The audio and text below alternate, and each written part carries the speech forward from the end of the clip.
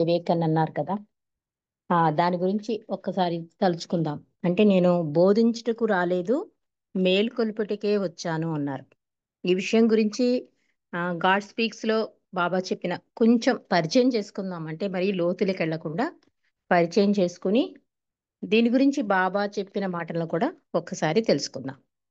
అంటే లార్డ్ మెహర్లో ఈ సందర్భంగా బాబా చెప్పిన మాటలు అండ్ బాబు కల్చరీ కూడా అంటారు. అసలైన మేల్కొల్పే పిలుపు అని దాని గురించి. అండ్ ఈరోజు ఒక ప్రత్యేక విశిష్టత ఉందండి. ఆవిడ గుల్మాయి గారు బాబాలో కలిసిన రోజు ఈరోజు. కాబట్టి ఆవిడ గురించి కూడా ఒక 5 నిమిషాలు తలుచుకుందాం.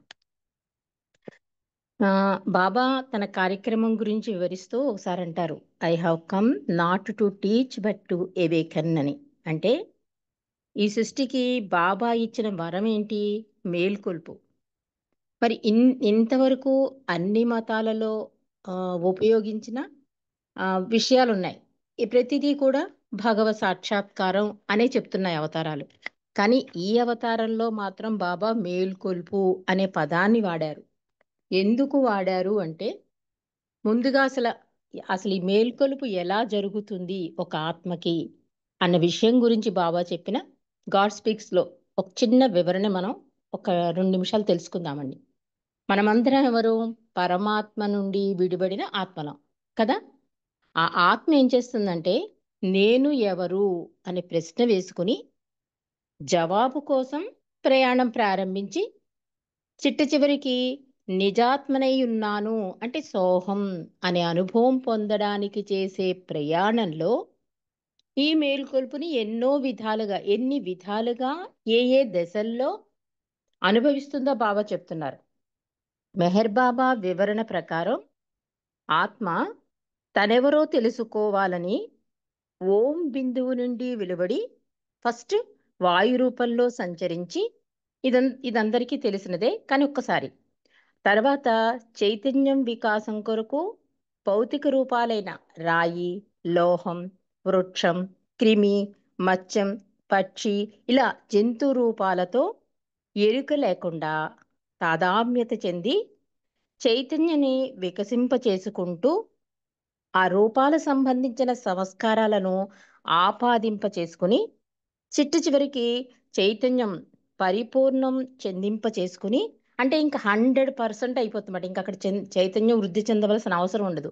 మానవ రూపం దాలుస్తుంది ఆత్మ. ఆ మానవ రూపంతో ద్వంద్వ జీవితాన్ని ప్రారంభిస్తుంది అంటున్నారు బాబా. చైతన్యం పరిపూర్ణ చెందింది కనుక ఆ పరిపూర్ణ చైతన్యం మొట్టమొదటిసారిగా ఏమనుకుంటుంది? నేను భగవంతుడిని అనుకోట్లే, నేను మానవుణ్ణి అని గెనుక సంప్రాప్తింపజేస్తుంది. ఎందుకని? రాయి నుంచి తీసుకొచ్చిన సంస్కారాల వలన. దీనినే బాబా ఏమంటున్నారంటే స్వయంభూ జ్ఞానం అని తెలియజేశారు బాబా. అంటే స్వయంగా నేను మానవుడిని అంటే దీన్ని సాధారణ మేలుకొలుపు అని కూడా అంటారు. ఎందుకంటే ఒక పురుషుడికి నేను పురుషుడను అని చెప్పవలసిన అవసరం లే, అది స్వయంగా వచ్చే జ్ఞానంట. ఒక స్త్రీకి స్త్రీనని చెప్పక్కర్లే, అలా స్వయం జ్ఞానంగా వస్తుంది కనుక ఇది ఆ దీన్ని సాధారణ సాధారణ మేలుకొలుపు అన్నారు. అంటే పరిణామక్రమంలో చైతన్య వికాసం కొరకు ఎరుక లేకుండా 7 దశలకు సంబంధించిన భౌతిక రూపాలు ధరించి, అంటే వాయు, రాయి, వృక్షం, క్రిమి ఇవన్నీ పరిపూర్ణమైన చైతన్య వికాసం పొంది, అంటే 100% వికాసమై చైతన్యం వృద్ధి చెందాక మానవ రూపం ధరించి ఎరుకతో నేను మానవుడును అనే అనుభవం పొందడమే సాధారణ మేలుకొలుపు అంటున్నారు బాబా.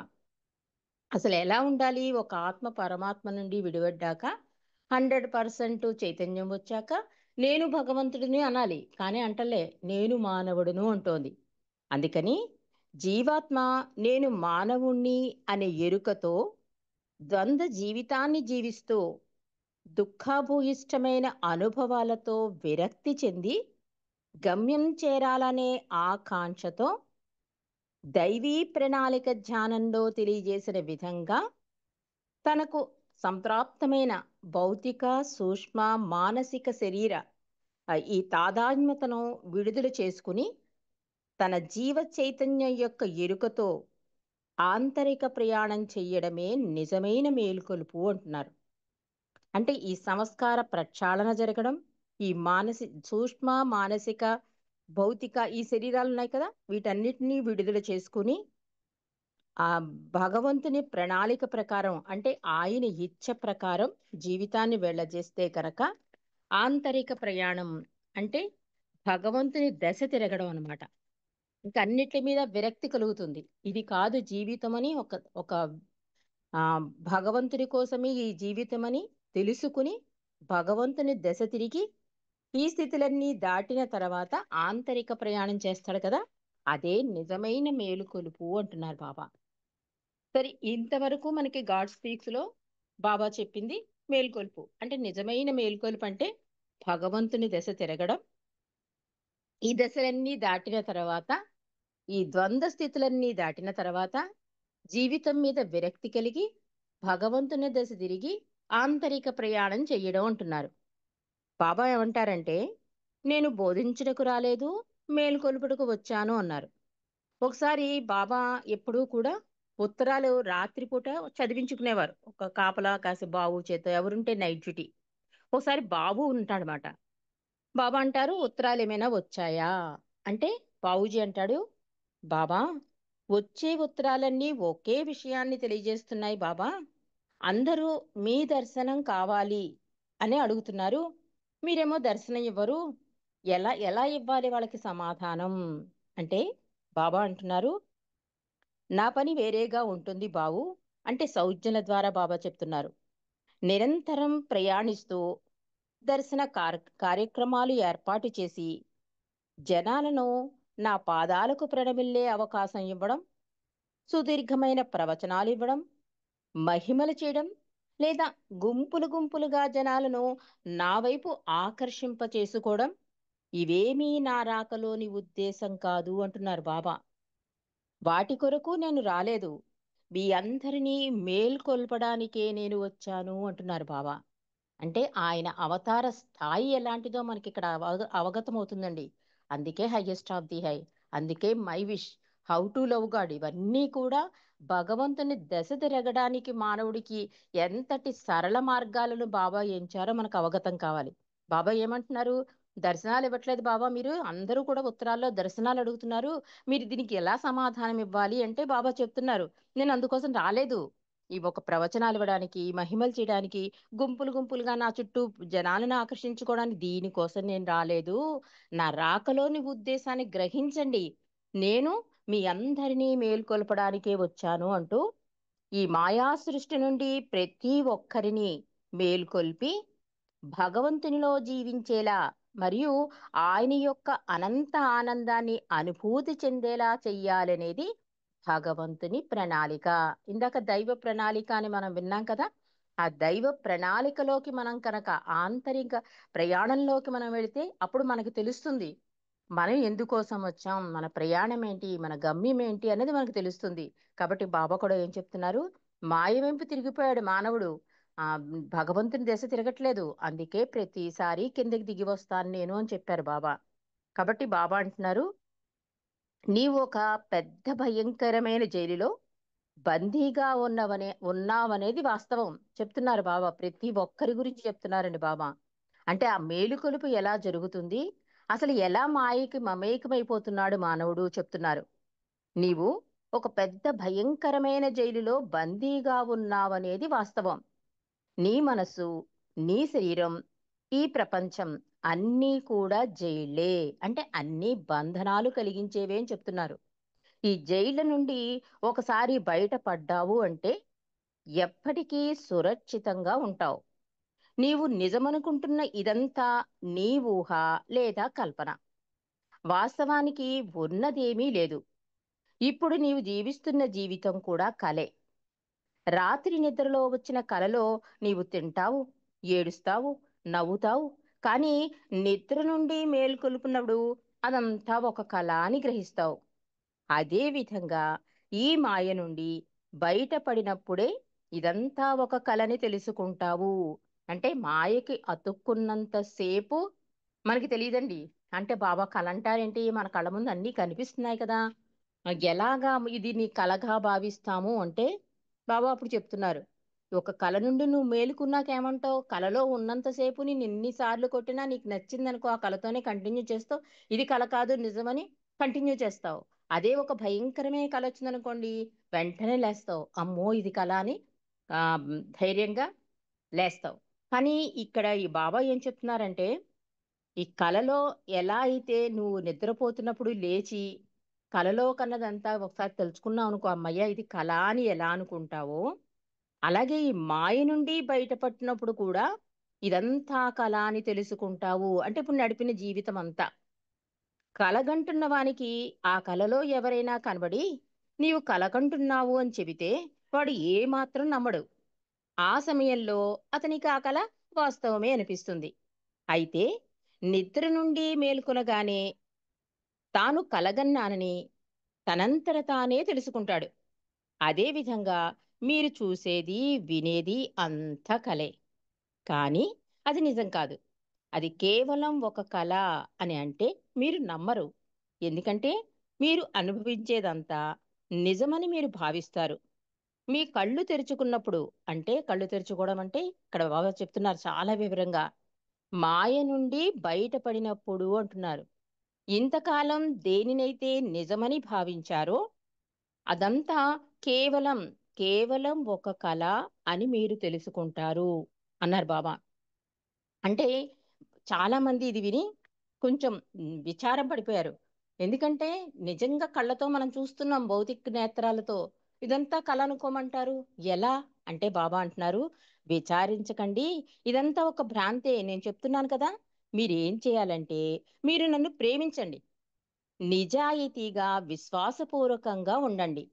మీరు మీ ప్రేమలో ఎంత నిజాయితీగా ఉండాలంటే చివరికి భగవంతుడు కూడా ఆ ప్రేమకై మీకు ప్రణమిల్లేలా ఉండాలి. అందుకే మూడవ ప్రార్థన అండి. అధికాధికంగా, అధికాధికంగా. ఎందుకంటే ఈ జీవితంలో ఏం జరిగినా మార్నింగ్ లేచిన దగ్గర నుంచి మనం ప్రతిదానికి ప్రతిదీ మనకు సమస్యగా అనిపిస్తూ ఉంటుంది. అతుక్కుపోతూ ఉంటాం. అందుకే బాబా జీవితాన్ని సాధారణంగా భగవంతుని సీరియస్‌గా, భగవంతుని సీరియస్‌గా తీసుకోమంటే ఓ చోట కూర్చొని జపం చేయమని కాదు. అధికాధికంగా ఆయన్ని ప్రేమించమని.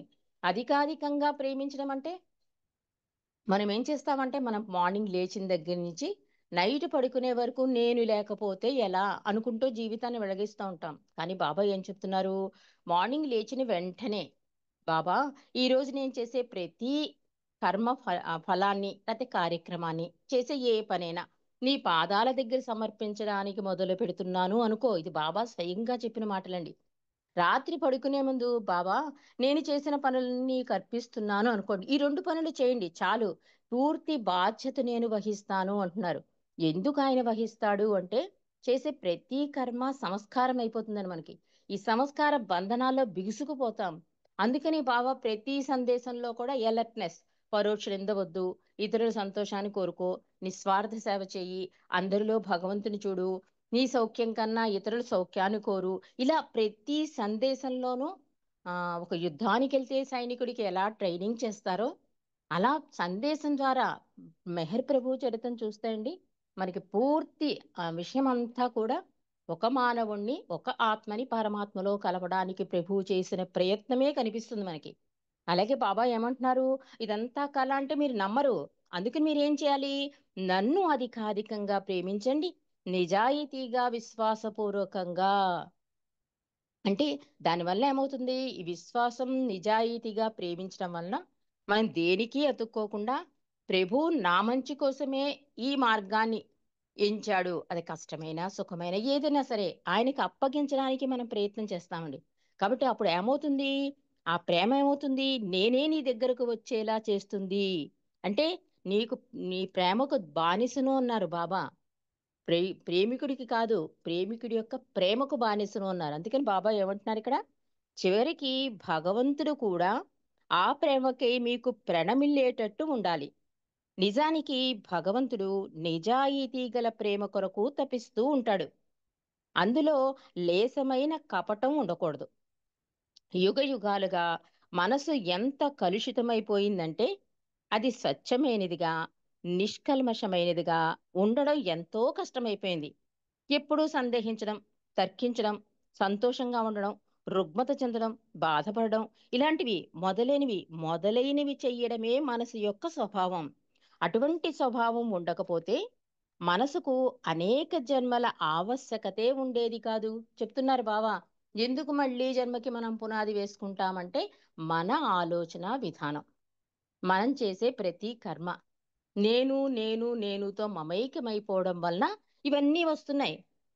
అందువలన ద్వంద్వంలో పడిపోతాం జీవితం. అందువల్ల నువ్వేం చెయ్యాలి? అధికారికంగా నన్ను ప్రేమించాలి అంటున్నారు. మనసుకు అనేక జన్మల ఆవశ్యకతే ఉండేదే కాదు. ఇదంతా ఊహ సృష్టించినదే.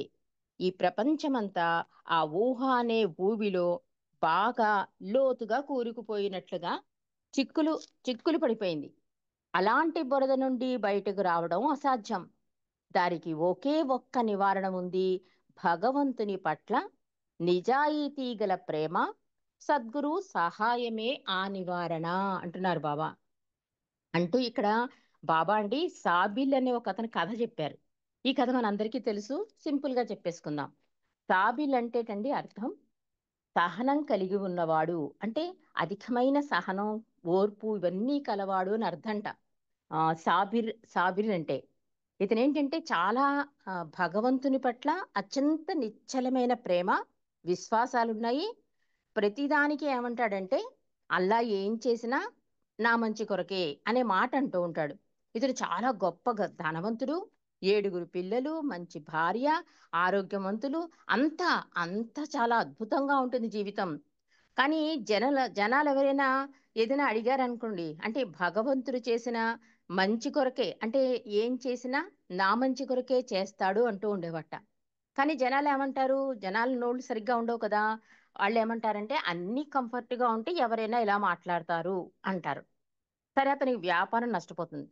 మళ్ళీ ప్రజలొచ్చి దీనికేమంటావు? ఏదైనా నా మంచి కొరకే. ఆ! వ్యాపారం నష్టం పోయినా 7 సంతానం ఉన్నారు కదా!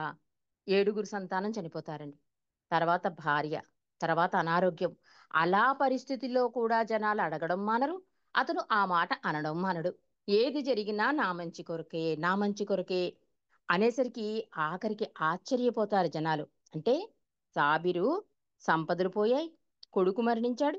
ఆహ్, అన్నీ, అన్నీ కూడా కోల్పోయినా కూడా భగవంతుడు అంతా మంచికే చేస్తాడు అనడం మాత్రం మానలేట. అప్పుడు ప్రజలకి కనువిప్పు కలిగి తెలుసుకున్నారు. అనుకూల, ప్రతికూల పరిస్థితుల్లో కూడా అతనికి దైవం పట్ల ఉన్న అచంచలమైన విశ్వాసాన్ని వాళ్ళు తెలుసుకున్నారు. అప్పుడు అందరూ అతనేమన్నారు? సాబిరు చాలా హ్మ్, ప్రేమ ప్రియతముడికి అంటే భగవంతుడికి ప్రియమైన వాడు అని తెలుసుకున్నారు, గౌరవించారు, సద్గురువు కింద పూజించారట. బాబా అంటారు, భగవంతుడు ఎవరి మీదైతే తన కృపాదృష్టిని కురిపిస్తారో అట్టివాడిని భగవంతుడు చిన్నాభిన్నం చేసేస్తాడు. మనకిదంతా తెలుసు. అందులో బాబా ప్రేమికులకు మరీ అనుభవం. అంటే వాళ్ళకి ఎక్కువ ప్రాబ్లమ్స్ వస్తూ ఉంటాయి. దాని గురించి బావూజీని ఒకతను అడుగుతాడు. బాబాని ఇంతలా ప్రేమిస్తుంటే ఈ కష్టాలేంటి? అది నిజంగా ప్రేమించిన వాడు ప్రీతముడు ఆ ప్రేమికుడి కష్టాలు తీర్చేయొచ్చు కదా! అంటే ఇంతలా నిజాయితీగా, విశ్వాసంగా బాబాని ప్రేమిస్తున్నాను, ప్రార్థనలు చేస్తున్నాను, సహవాసాలకెళ్ళిపోతాను, అన్నీ చేస్తున్నాను కదా! మరి నాకు ఈ కష్టాలేంటి? ఈ కష్టాలను తీసేయొచ్చు కదా! అంటే బాబు కల్చూరి చాలా అద్భుతంగా మాట్లాడతాడండి. అసలు ముందు ఈ జీవితం అంతా ఒక మాయ అని తెలుసుకో అంటున్నాడు. ఒక స్వప్నం. మనం అనుభవించే అది సుఖమైనా, దుఃఖమైనా అంతా స్వప్నమే. అది నిజం కాదు. సుఖం ఒక మంచి స్వప్నమైతే సంతోషించగింది. కానీ దుఃఖం ఒక చెడు స్వప్నం, సంతోషించలేని స్వప్నం కదా! సుఖంగా ఉన్నంతసేపు నువ్వేమి అడగవు భగవంతుని. అదే కష్టమొస్తే తీసేయి, తీసేయి, తీసేయి అంటావు. కానీ బాబా ఏమంటున్నారు? అవసరాలు తీరుస్తాను గాని కోరికలు కాదు అన్నారు. అవసరం ఏంటి? బాగా ఎడారిలో ప్రయాణం చేసేవాడికి ఎండలో వాడికి మంచినీళ్ళు అవసరం. కూల్ డ్రింక్ కాదు. కూల్ డ్రింక్ ఇచ్చినా కూడా తర్వాత మళ్ళీ మంచినీళ్ళు అడుగుతాడు.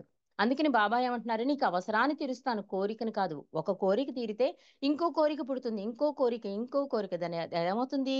సంస్కార బంధనాల్లో ఇరుక్కుపోయి మళ్ళీ జన్మకి నువ్వే పునాది వేసుకుంటావు. అందుకని నేను కోరికలు తీర్చను అంటున్నారు బాబా. కాబట్టి బాబూజీ అంటున్నారు, బాబా తలుచుకుంటే దుఃఖాన్ని బాధలను తీసివేసి వాటి స్థానంలో ఆయన సుఖాన్ని ఇవ్వచ్చు. కానీ అది దుఃఖమనే స్వప్నం స్థానంలో సుఖమనే స్వప్నాన్ని ప్రవేశపెట్టడమే కదా. రెండూ స్వప్నాలే కదా, రెండూ మాయాభ్రాంతే కదా, రెండూ కలే కదా. మరి అలాంటప్పుడు ఇంకో స్వప్నం అంటే దుఃఖ స్వప్నం వదిలేసి మంచి స్వప్నం కావాలని అడుగుతున్నావు. అది బాబా చేసే అసలు పని కాదు అంటున్నారు బాబూజీ. అసలు ఆయన పని కాదు. ఇందాకనే బాబా చెప్పారు, నేను వచ్చిన దేనికి? ప్రతి ఆత్మని మేలుకొల్పడానికి, మీ అందరినీ మేలుకొల్పడానికే నేను వచ్చాను అంటున్నారు. అందుకని బాబూజీ అంటున్నాడు, అసలు ఆయన పనే అది కాదు. ఆయన చేసే అసలైన పని నిన్ను స్వప్నం నుండి మేలుకొల్పడమే అంటున్నారు. ఎప్పుడు నిన్ను స్వప్నం నుండి తొందరగా మేలుకొలిపే పనిని చెడు స్వప్నమే చేస్తుంది కదా. ఇది మనందరికీ అనుభవం. మంచి స్వప్నం ఉన్నంతసేపు ఇంకా నిద్రపోతూనే ఉంటాం. అదే చెడు స్వప్నం అయితే ఆటోమేటిక్ గా లేస్తాం. కాబట్టి బావూజీ అంటున్నారు, అంటే కష్టాలు దుఃఖాలు ఇవన్నీ కూడా మ మన ఆత్మ ప్రయాణానికి మంచిదే అని చెప్తున్నారు. కానీ అనుభవించే వాళ్ళకి అది కష్టం అనిపిస్తుంది. కానీ వినడానికి మనకి ఇది బాగున్నా అనుభవంలోకి వస్తే కొంచెం కష్టమే. అందుకే బాబా అధికాధికంగా నన్ను ప్రేమించండి, నిజాయితీగా ఉండండి, విశ్వాసం చూపించండి అని నా మీదే పూర్తిగా ఆధారపడండి అని ఎందుకు అంటారు అంటే, నా విశ్వ కార్యక్రమంలో నేను ఎంత బిజీగా ఉన్నా నువ్వు నా మీద ఆధారపడిపోతావు కదా. అప్పుడు నీ బాధ్యత నాదైపోతుంది. అప్పుడు నిన్ను కాపాడకుండా ఉండలేను. ఎలాంటి ఆ, పని ఒత్తిడిలో ఉన్నా అని బాబా మనకి భరోసా ఇచ్చేశారు. కాబట్టి ఇక్కడ బావుజీ కూడా ఎప్పుడూ నిన్ను స్వప్నం నుండి తొందరగా మేలుకొలిపే పనిని చెడు స్వప్నమే చేస్తుంది. అందువల్ల మనం వింటూ ఉంటాం, బాబా ప్రేమికులే మిగిలిన వారికన్నా దుఃఖాలను బాధలను ఎక్కువగా అనుభవిస్తూ ఉండడం మీరు గమనిస్తున్నారు అంటున్నాడు బాబూజీ. మీరు ఆయన వారైపోయినప్పుడు ఎన్నో యుగాల నుండి మీరు కంటున్న మాయా అనే కలల నుండి మిమ్మల్ని మేలుకొల్పడం ఆయన తన బాధ్యతగా స్వీకరిస్తారు. మీరు దేనినైతే బాధగా పేర్కొంటారో అది ఆయన ఇచ్చిన మేల్కొలుపుల పిలుపు అంటున్నారు. అంటే మనం తీసుకోవడం చాలా కష్టం. కానీ ఆ టైములో అధికాధికంగా ఆయన మీదే ఆధారపడి, మరి దానికి ఒక నిదర్శనం మన ఆన్లైన్ స్కేప్లోనే ఉన్నారు చాలా ముఖ్యమైన వ్యక్తులు. బాబా దగ్గరికి వెళ్ళిపోయినా బాబాయే ముఖ్యమని నిలబడగలిగారు అంటే ఆయన యొక్క సహాయ సహకారాలేనండి. బాబా బాధ్యత తీసేసుకున్నారు. అందుకే ఆ కష్టం నుండి బయటపడి బాబాయే ముఖ్యమని జీవితాన్ని ముందుకు తీసుకెళ్లవలసిన అద్భుత ప్రేమికులు ఉన్నారు. మండలే కాదు, అద్భుత ప్రేమికులు కూడా ఉన్నారు.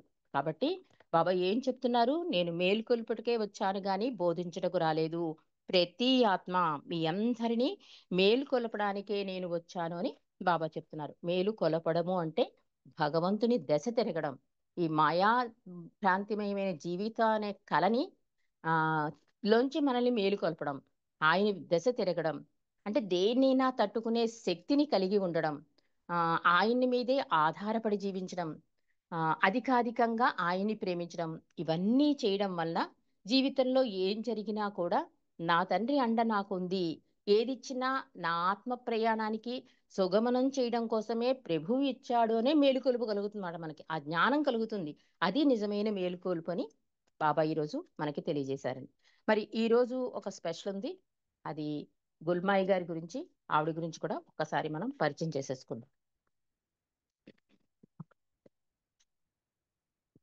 అంటే గుల్మాయి అంటే బాబా నా ఆధ్యాత్మిక మాత అన్నారు. కాబట్టి ఆవిడ ఆవిడంతటా ఆవిడే తన జీవిత స్టోరీ రాసుకున్నారండి రెండు భాగాల కింద. ఒకటి ఉపాసనీ మహారాజ్తో, ఒకటి మెహర్ బాబాతో గడిపిన తొలి రోజులు. ఇవన్నీ కూడా ఆవిడ రాసుకున్నారు. ఆ ఉపాసనీ మహారాజు, మెహర్ బాబా వీళ్ళ దగ్గర ఉన్నప్పుడు చాలా కఠినమైన జీవితాన్ని ఆవిడ గడిపారు. ఆవిడ జీవిత చరిత్ర చూస్తే అయ్య బాబోయ్, భగవంతుడి దగ్గర ఉంటే ఇన్ని కష్టాలా అనిపిస్తుంది. ఆ కాఠిన్యాన్ని మనం అర్థం చేసుకోలేం. చదువుతున్నప్పుడే మనకు కళ్ళమటి నీళ్ళు వచ్చేస్తాయి. అంత కష్టాలు పడ్డారు ఆవిడ. కానీ భగవద్ అనుభవం పొందిన సద్గురువులు కానీ పరిపూర్ణులైన దైవీ మానవుడు ఎల్లప్పుడూ కూడా తమను అనుసరించే వారి ప్రయోజనాన్ని మాత్రమే కాంక్షిస్తారు. అంటే ఆ ఆత్మ ప్రయాణాన్ని వేగవంతం చేయడానికి ఆ విధమైన పద్ధతులు అనుసరిస్తారు అని చెప్తున్నారు. వారెన్నడూ ఎవరికి ఎలాంటి కీడు తలపెట్టరు. అంటే సద్గురు ఉపాసిని మహారాజ్ కానీ మెహర్ బాబా కానీ గుల్మాయి మీద ఏ కక్ష లేదు. కానీ వాళ్ళు ఏంటి, ఏ కీడు తలపెట్టరు. కానీ ఒక ఆధ్యాత్మిక నియమం ఉంటుంటండి. ఒక శిష్యుణ్ణి కనుక ఆధ్యాత్మిక ఉన్నతికి ఉమ్, ఏ పెంచాలి అంటే వారికిచ్చే చిక్కిచ్చి ఇలాగే ఉంటుంట. ఆ మరో రూపంలో అది అది ఆశీర్వాదం అని కూడా రాస్తున్నారు. అంటే ఆవిడ గుల్మాయి జీవితం పుట్టినప్పటి నుంచి కష్టాలే. ఉపాసిని మహారాజ్ దగ్గర కష్టాలే, మెహర్ బాబా దగ్గర ఉన్న కష్టాలే. ప్రతి క్షణం కూడా ఆవిడ కష్టాల జీవితాన్నే చవి చూస్తుంది. ఆ ఉపాసిని మహారాజ్ దగ్గర కూడా ఒకసారి వచ్చి ఎవరు అడుగుతారు, అసలు ఎందుకు ఇన్ని కష్టాలు అంటే, ఒక బంగారాన్ని తీసుకెళ్ళి నీకు బాగా అర్థం అవ్వాలి అంటే ఉపాసిని మహారాజ్ చక్కని ఉపమానం చెప్తారు. ఒక బంగారం తీసుకెళ్లి ఒక కంసాల దగ్గర తీసుకెళ్తే వాడు ఏం చేస్తాడు, వెంటనే తన బంగారంలో కలుపుకోడు. ఆ బంగారం ఎంత నాణ్యత కలది అన్నది టెస్ట్ చేస్తాడు. సుత్తితో కొడతాడు, అగ్నిలో వేస్తాడు. చాలా రకాల టెస్ట్లు అయ్యాక తన బంగారంలో కలుపుకుంటాడు. అలాగే సద్గురువు కూడా అని చెప్తున్నారు. అంటే ఆ స్థాయికి తీసుకెళ్ళాలి. ఆత్మని పరమాత్మలో కలపాలన్న భగవత్ సాక్షాత్కారం అని ఏదైనా కలవాలి అంటే ఆత్మ పురోగతి కోసమే అవన్నీ జరుగుతాయని ఉపాసని మహారాజ్ ద్వారా మనం తెలుసుకున్నామండి. ఈవిడేంటంటే ఈవిడ తొలితరం శిష్యుల్లో ప్రథమ శిష్యురాలు మెహర్ బాబాకి. అంటే మనందరికీ గుల్మాయి గురించి కొంతవరకు తెలుసు. ఆఖరి రోజుల్లో ఏం జరిగిందో ఒక్కసారి మనం తెలుసుకుందాం. బాబా స్వయంగా ఆమెని తన ఆధ్యాత్మిక మాతగా తన శిష్యులకు పరిచయం చేశారు. అప్పటి రోజుల్లో ఏంటంటే స్త్రీలకు ఎటువంటి స్వేచ్ఛ స్వాతంత్రాలు ఉండేవి కావు. ఒక మతం కానీ హిందూ సద్గురు ఉపాసనీ మహారాజు పట్ల ఆమె పెంచుకున్న విశ్వాసం చాలా అసామాన్యమైనది. అవి చదువుతుంటే మనకే తెలుస్తుంది. అంటే ఆ, చాలా పద్ధతులతో కట్టుబాట్లతో ఉండే విషయాలు అక్కడ. ఒక స్త్రీ బయటికి రాకూడదు, చదువులు ఎక్కువ చదవకూడదు, పాటలు పాడకూడదు. చాలా కట్టుబాట్లతో ఉండేదండి స్త్రీ. అలాంటి స్త్రీ బయటకు వచ్చి ఉపాసనీ మహారాజ్ దగ్గర ఉన్నాం, మెహర్ బాబా దగ్గరికి వెళ్ళాం. ఇవన్నీ కూడా ఆవిడికి పరీక్షలే జరిగాయి. అసలు ఆఖరి గడియల్లో ఏం జరిగిందో కూడా ఒక్కసారి చెప్పుకుందాం. అది ఎప్పుడంటే 1962లో ఆగస్టు 6వ తేదీన బాబా ఏం చేశారంటే, ఇప్పుడు పూనా వెళ్తారు కదా, పూనా నుండి మెహరాబాద్ వచ్చేస్తారు. ఆగస్టు 6వ తారీఖు ఏమవుతుందంటే జొరాస్ట్ర్ జన్మదినం అవుతుంది. బాబా ఎప్పుడూ కూడా మెహరాబాద్ వెళ్ళినా ఆయన కుస్రు క్వార్టర్స్ లో ఈ గుల్మాయిని చూసి వెళ్తూ ఉంటారట. ఒక రోజు మాత్రం బాబా అన్నారట, మెహరాబాద్ వెళ్ళినప్పుడు పాద్రితో కొండ మీద గుల్మాయికి ఒక ఖననం చేయడానికి, అంటే ఆవిడ శవాన్ని ఆ, పా- కాలుస్తారు కదా, ఆ ఖననం చేయడానికి సిద్ధం చేయమని కొద్ది రోజుల ముందే బాబా చెప్పేశారట.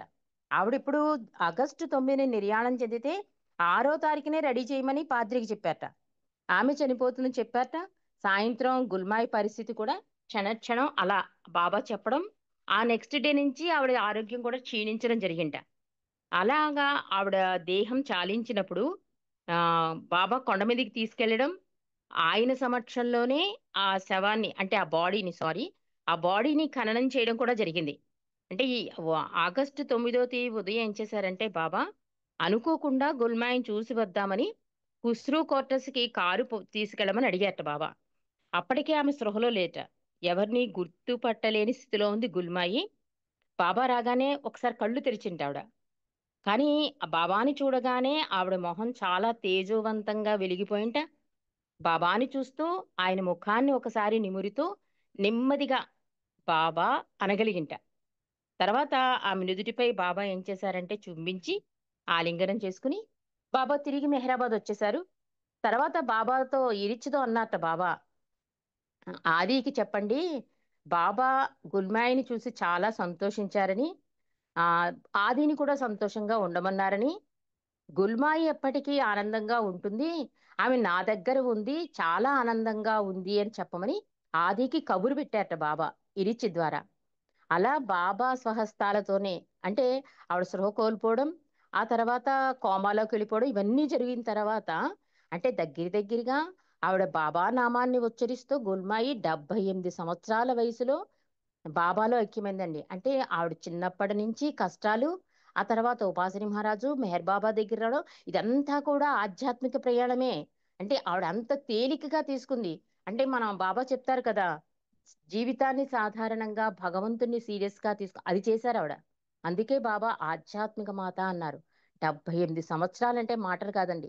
కానీ ఆఖరి నిమిషంలో బాబా దర్శనం చేసుకోవడం, బాబాని పిలవడం, బాబాయే స్వయంగా వచ్చి ఆలింగనం చేసుకుని చుంబించడం, ఇవన్నీ కూడా ధన్య జీవురాలు గుల్మాయి. కాబట్టి ఈ వార్త కూడా వామన ద్వారా మెహరాబాద్కి అందరికీ చెప్పించారు బాబా. ఆగస్టు 11వ తారీఖున ఈ గుల్మాయి భౌతిక దేహాన్ని మెహరాబాద్ కొండపైకి తీసుకొచ్చారు. మెహరాబాద్ మండలి హాల్ పక్క గదిలో ఆమె శవపేటికను ఉంచారు. 9 గంటలకు కొండ మీదకి చేర్చారు. టిన్ షెడ్లో ఆమె మృతదేహాన్ని బాబా వచ్చే వరకు ఉంచారు. ఉదయం 10 గంటలకి మెహరాబాద్ వచ్చారట బాబా. ఆది పాద్రి ఆయన కింది మెహరాబాద్లో కలుసుకున్నారు. బాబా కొండపైకి వెళ్లి గుల్మాయి శరీరం పక్కనే కాసేపు కూర్చున్నారట. ఆ శవపేటికి త్రవ్వి ఉంచబడిన గోతిలో మూత వేయకుండా దింపాలని చెప్పారు. తర్వాత బాబా దగ్గరకు వచ్చి అంత్యక్రియల కొరకే గుల్మాయి నుదుటిపై శరీరంపై పూలనుంచారు. కైకోబాద్ ప్రార్థనలు చదివాడు. తర్వాత ఆ శవపేటికను మూసివేశారు. ఇదంతా బాబా సమక్షంలో జరిగిందండి. ఆరంగాం అహ్మద్ నగర్ నుండి సుమారు 200 మంది ప్రేమికులు వచ్చారట. బాబా ఆ విధంగా ఆధ్యాత్మిక మాత గుల్మాయి మెహరాబాద్లో శాశ్వతంగా విశ్రాంతి తీసుకుంటోంది. మెహరాబాద్ ఆస్తినంతటిని కూడా, అంటే ఆవిడ ఎంత అదృష్టవంతురాలు, బాబాయే స్వయంగా ఆవిడికి దర్శనం ఇవ్వడం, ఆలింగనం ఇవ్వడం, ఆశీర్వచనం ఇవ్వడం, అంటే జన్మ ధన్యమే. నిజంగా ఆత్మ పరమాత్మలో కలిసిందనే బాబా బాబా కూడా అందుకే ఆనందంగా ఉందని చెప్పమన్నారు బాబా. ఈ మెహరాబాద్ ఆస్తినన్నిటినీ కూడా చాలా తృణప్రాయంగా బాబా పాదాల దగ్గర సమర్పించిన ధన్యజీవండి గుల్మాయి. కాబట్టి బాబా ఆదితో అంటున్నారు, నేను స్వయంగా అంత్యక్రియలో పాల్గొనడం ఆమె అదృష్టం అన్నట. ఇక్కడ ఇంకొక తమాషా కూడా జరుగుతుంది. ఇది మనందరం గమనించవలసింది. ఎప్పుడైతే బాబా ఈ గుల్మాయిని తీసుకెళ్లి కొండ మీద ఈ కార్యక్రమం అంతా చేసేశాక మళ్ళీ బాబా మెహరాబాద్ కొండ మీదకి రాలేటండి. ఆ తర్వాత బాబా బాడీయే వచ్చింట. అంటే భౌతిక త్యాగం అనంతరం బాబాని తీసుకొచ్చారట. అంతవరకు బాబా కొండ మీద కూడా రాలేదు. అది ఆఖరిగా బాబా మెహరాబాద్ కొండ మీదకి రావడం అని కూడా రాశారు. అలా ఆమె ఘనతకు ఇవ్వబడిన గౌరవం అని చెప్పి ముగించారు. కాబట్టి అద్భుత ధన్యజీవి గుల్మాయి. అవతార్ మెహర్ బాబాకి జై. జై బాబా అండి. నాగలక్ష్మి గారు. జై బాబా అమ్మ. గుల్మాయి ఇదంతా స్టోరీ చెబుతా ఉంటే కొన్ని తెలుసు, కొన్ని తెలియని కూడా ఉన్నాయి ఇందులో నాకు. అసలు కష్టాలు పెట్టేదే మన కోసం బాబా అన్నట్టు అనిపించింది. ఎంత కష్టాలు పడితే అంత బాబా మనకి హెల్ప్ చేసినట్టు అనుకోవాలనిపించింది. చాలా చక్కగా చెప్పావు నువ్వు. నీకు ధన్యవాదాలు రజనీ. జై బాబా అమ్మ. మంచి విషయాలు జై చెప్పావు. బాబా. జై బాబా. ఇప్పుడు ఇంకా ఎవరో సాంగ్స్ ఎవరైనా పాడిన వాళ్ళు ఎవరు ఉన్నారండి? పుష్పలత జాయిన్ అయినట్టుంది. పుష్పలత నువ్వు పాడతామ్మా, కొంచెం టైం ఉంది.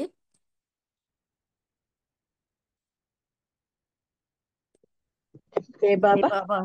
जय జై बाबा। బాబా. अवतार मेहर बाबा की जय।